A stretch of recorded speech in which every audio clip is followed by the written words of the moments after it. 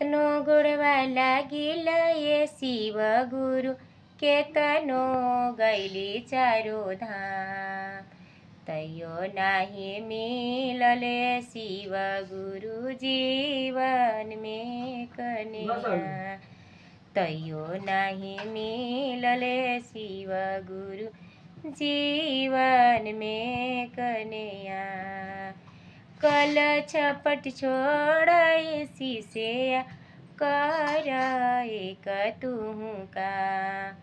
कल छपट छोड़े शीशे कर तू एक का। तबे तोरा मिलिए शीशे जीवन में कन्या। तबे तोरा मिलिए शीशे जीवन में कन्या।